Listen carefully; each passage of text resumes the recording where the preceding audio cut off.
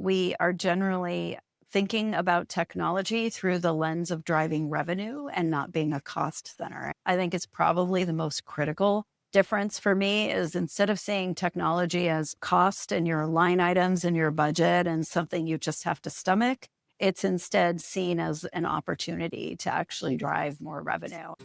Hi, friends. Ever wondered how you could turn your big ideas into results?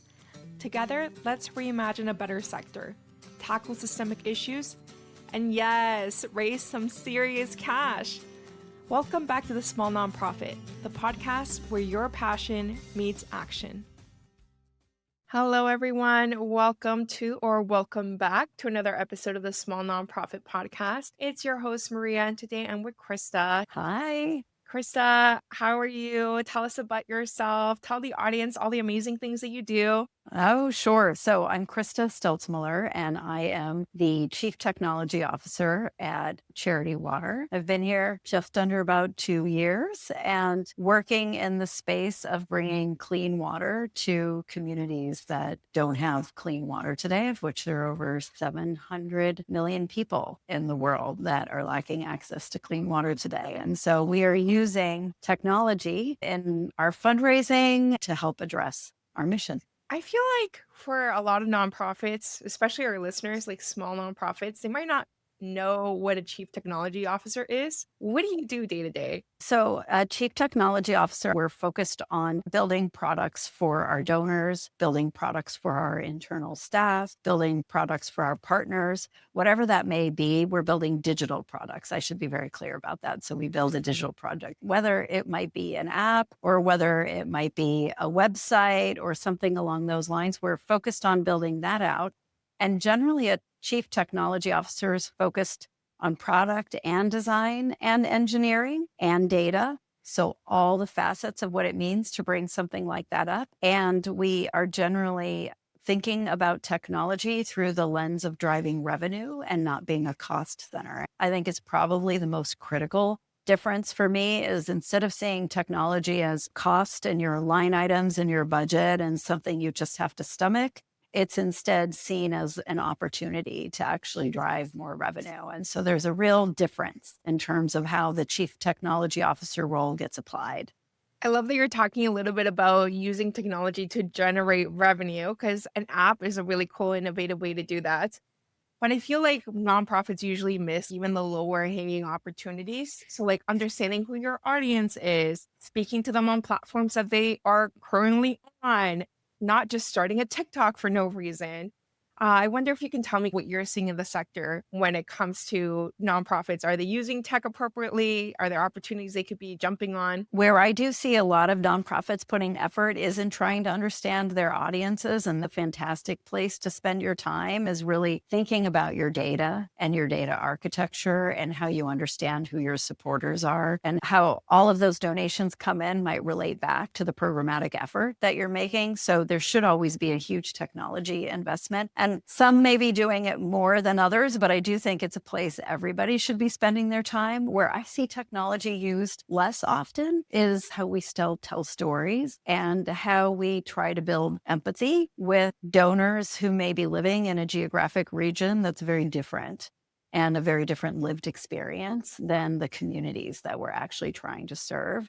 And sometimes that can feel very far away. And if there's one thing we know about technology, it's made the world smaller over the years. And how we continue to use technology to try to bring someone's lived experience, maybe in a smaller country in Africa, with someone who might be living here in the United States who has 17 water taps in their house, and figure out how to bring those experiences closer together to one another. We do use technology to try to make that happen as well. And so when I think about innovative ways that nonprofits can be using technology, it's really about how are you using it to build empathy and how are you using it to build the connections. I recently had someone on the podcast who was talking about a report that outlined the less connected you feel to your community, the less likely you're willing to give. And especially with like younger people, when there's a great increase in apathy, how can you actually get them to take action? And I think that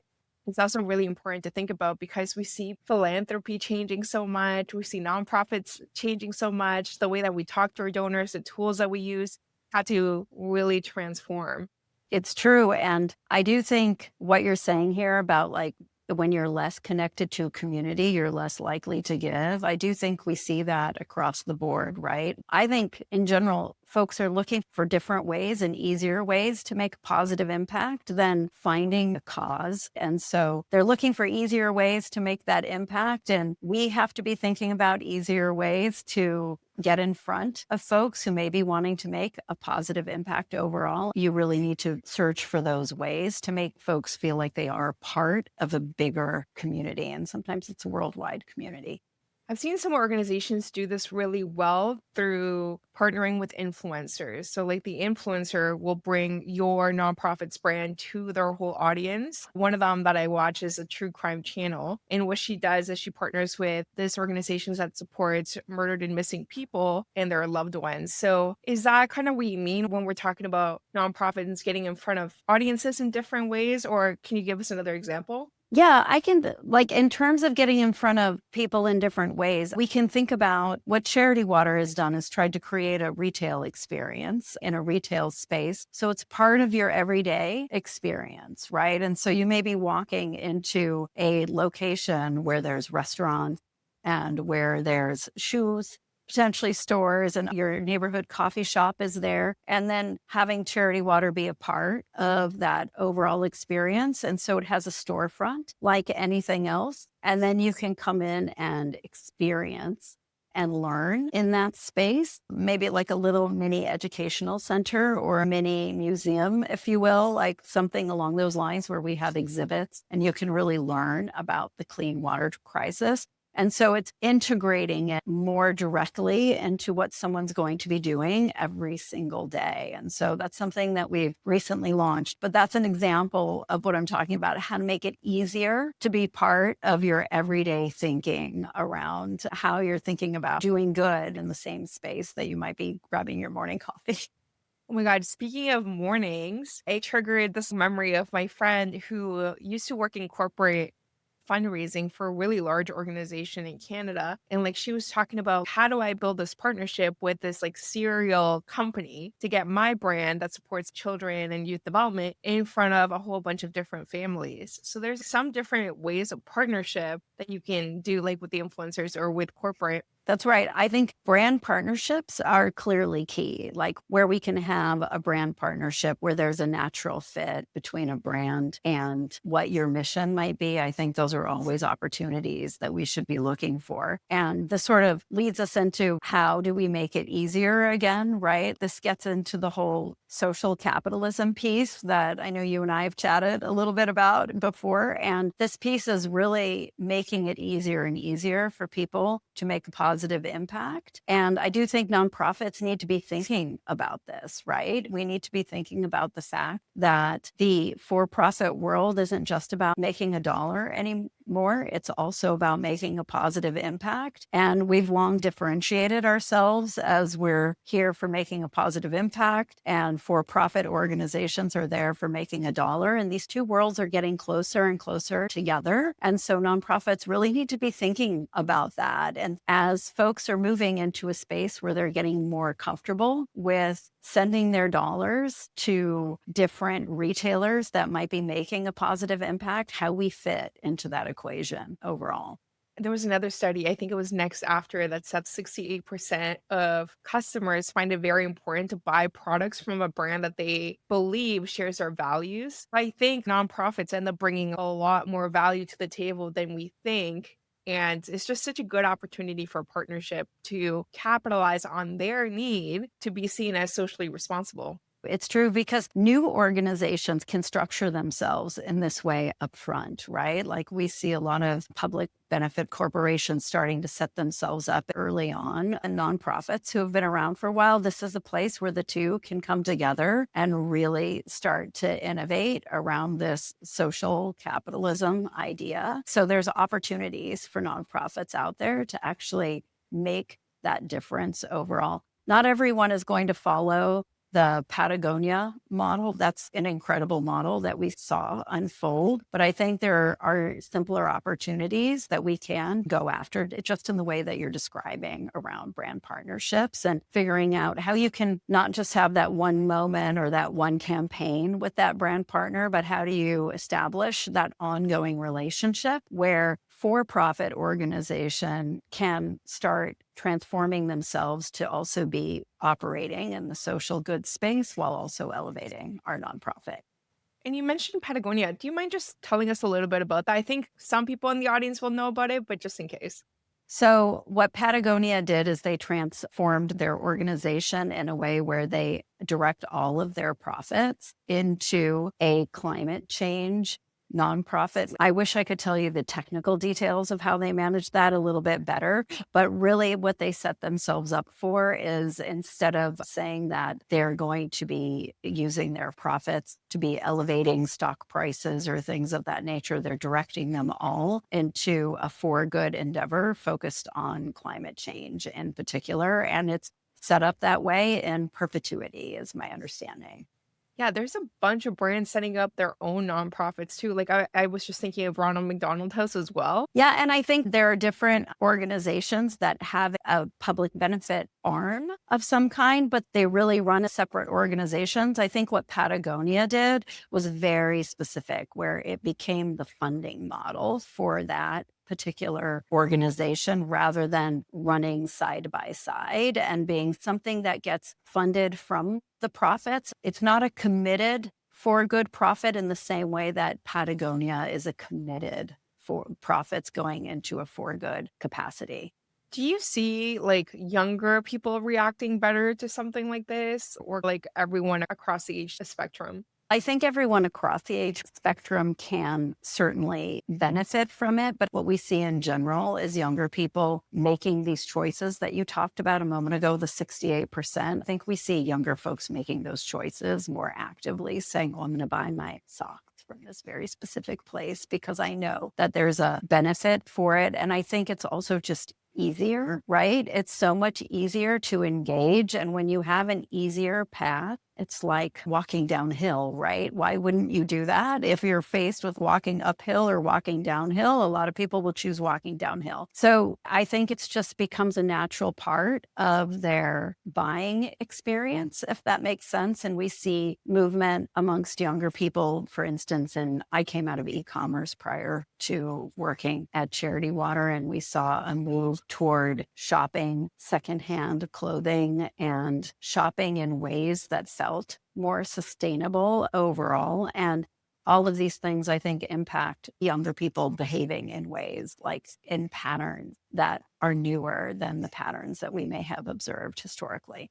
And I think that comes back to your store, makes it Yeah. so much easier for people to know what you do, how you do it. One criticism, though, that comes to mind is some fundraisers will think like, well, if, they buy socks at Charity Water, they're not going to donate. Like they're going to feel like that's enough. That's right. And what do you think about that? I think we should just grow the pie. I personally would not want to sit in judgment of anyone's choice of how they choose to engage in a for good context. In general, I would love to see more funds funnel to nonprofits, especially considering how strict the regulations on nonprofits really are. And like knowing internally how much work goes into making sure that your dollars are being used in a way that you can trust. That aspect of it feels there's something that nonprofits have that social capitalism doesn't have today. But as a human, I would like to just grow the pie of giving and sharing what we have with those in need across the board, however anyone chooses to go about it. I know I wouldn't sit in judgment of how they actually choose to do that. Across the board with a lot of influencers, you're seeing some of this issue. Like, I'm not sure if you know Mr. Beast, but he's really well known for kind of like giving funds out. And now he's getting criticized for like doing it for his own gain. And like, how much are you actually giving out? So that was one example. And another one was like a Twitch streamer that their revenue was getting like cut down significantly because the platform that was raising it, that was an intermediary between Twitch and the charity, was taking 40%. Yeah. I think there is really something there with the like regulation side of nonprofit.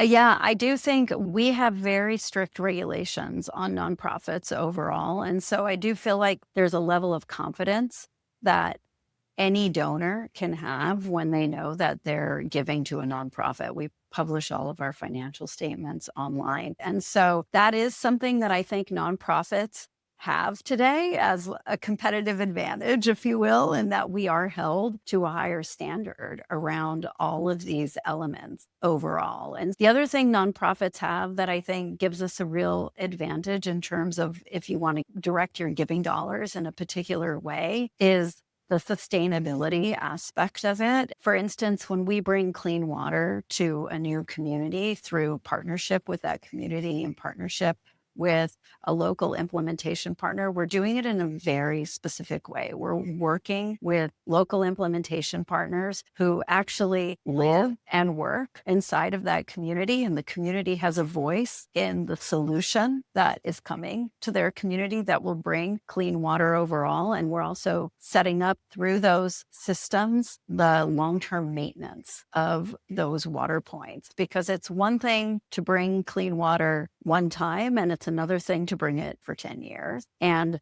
some of the environments are hard to operate in. It is an advantage, I think, that most nonprofits are playing the long game. They're not playing a short game around trying to make positive social impact. So playing that long game and making sure that whatever we build lasts for 10 years or more to give that community time to build and reap the benefits of now having clean water, such as better health and better economic opportunity. All of those things we're looking to both drive those long-term outcomes and measure those long-term outcomes and show our donors what those long-term outcomes really look like. Made me think of, I can't remember, but it was like buy a shoe, give a shoe, maybe, and how then people were getting robbed for their shoes because it wasn't a sustainable solution. It wasn't like asking people what they needed. It was, oh, this makes sense for our brand and or we just assume it makes sense. But that local partnership, meeting with people is something that a lot of corporations can't see that they do. We'll see this more and more. It's just like what exists in the nonprofit space today is you want to be very careful. Everyone takes a lot of time to really decide where they're going to be giving their dollars and why they're going to be giving their dollars there, and rightfully so. I think we'll see some of that permeate back into the social capitalism space a little bit more, where people will start asking harder questions about, okay, when I am doing this, how do I actually see and how do I actually know that the buy one, give one model turned into the buy one, give one model I'm assuming it is, right? So we're going to hopefully start seeing some of those expectations landing in the same way. There's also like no reporting requirement. I assume you did it, but with nonprofits, there's such a high standard of Huge proof standard. that you did it. That's right. We're all held to a standard. And then we're all trying to go even further than the standard that we're even held to, because we know donors really want to know and they want to be connected to the impact. And so I know Charity Water in particular works very hard on its impact reporting and its impact experiences so that we can actually deliver back to a donor which community you helped bring clean water to and where that community is. We log the GPS coordinates of those projects. That's not anything that is necessarily required from an auditing standpoint, but it's something that we do because transparency is key, I think, when you want to reassure folks that their dollars are being used in responsible ways. Especially when you have organizations. So you're in the States, I'm in Canada. I don't know if you heard about all that scandal in Canada. Oh, I didn't. Okay, basically, two brothers started this organization. They've been doing it since they were 11 and 12.